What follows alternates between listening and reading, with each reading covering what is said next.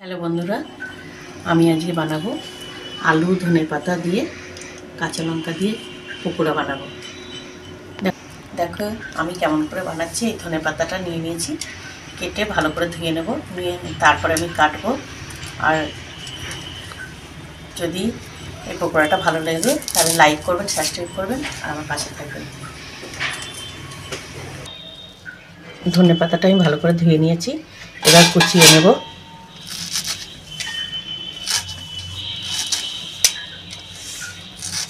খুব সহজে এই পকোড়াটা করা যায় আর খেতেও খুব সুন্দর লাগে, একদম মুচমুচে হয়। নিয়ে নিয়েছি দুটো আলু,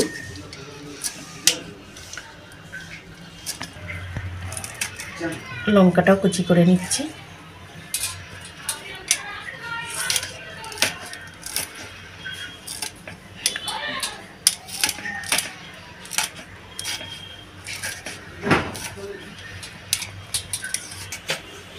আলুটা কেটে নিচ্ছি,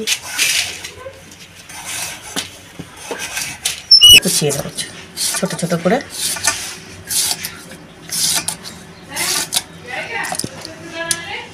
আমি বেসন নিয়েছি 150 গ্রাম মতন, এর মধ্যে এরকম বড় চামচের 2 চামচ আমি চালের গুঁড়ো দিয়ে দিচ্ছি। দিয়ে দিচ্ছি হলুদ, দিচ্ছি নুন,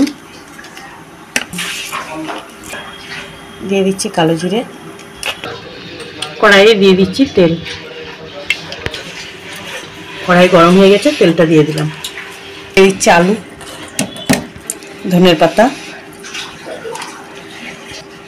কাঁচা লঙ্কা, সব মাখিয়ে নেব এরকম করে। তারপরে অল্প করে জল দেবো, একটু করে করে জল দিয়ে মাখিয়ে নেব। আলুর সঙ্গে আর ধনে পাতার সঙ্গে সবার সঙ্গে মাখানো হয়ে গেছে। আমি একটুখানি শক্ত করে করে মেখেছি। তেলটা গরম হয়ে গেছে, আমি পকোড়াটা দিয়ে দিচ্ছি। এরকম করে চ্যাপটা চ্যাপটা করে পকোড়াটা করব।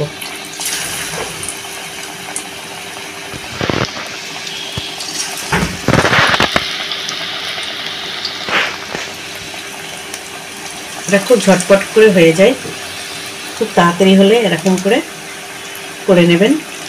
খুব একটা টেস্টি খাবার, মুড়ি টুড়ি দিয়ে বেশ ভালো লাগে। সকালেও মুড়ি দিয়ে খাওয়ার জন্য খুব তাড়াতাড়ি বানিয়ে নিতে পারবে।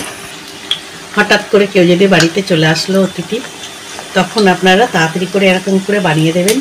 একটা মুখরোচক খাবার, দেখবেন ভালোও লাগবে আর তার কাছে প্রশংসা পাবেন, কেননা এটা তো একটা টেস্টি খাবার। এই রান্নাটা একদম ঝটপট করে হয়ে যাবে, 10 মিনিটের মধ্যে আপনার হয়ে যাবে। ভাজতে তো 5 মিনিট লাগবে আর তৈরি করতে 5 মিনিট। আমরা ওই সকালবেলা মানে খাওয়ার জন্য ভাজছি, মুড়ি দিয়ে খাবো, তার জন্যই এটা করছি। এত সহজে হয়ে যায় দেখুন।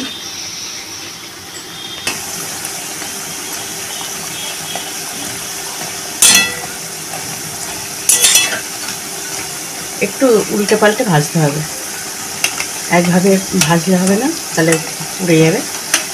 এরকম আস্তে আস্তে উল্টাতে হবে, আর কুড়মুড়েও হয়, খুব মুচমুচে হয়। লাল করে ভাজা হয়ে গেছে, আমি এবার উঠিয়ে নেব পকোড়াগুলো।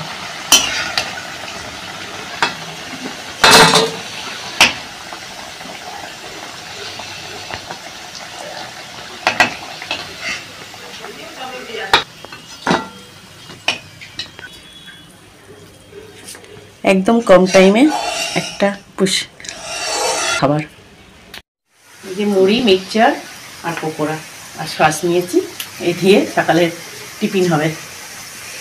অবশ্যই বাড়িতে এরকম করে খাবেন, খুব কম সময়ের মধ্যে, ভালোই লাগবে। আর যদি ভালো লেগে থাকে তাহলে লাইক করবে, সাবস্ক্রাইব করবে, আমার পাশে থাকবে। ধন্যবাদ, দারুণ লাগবে।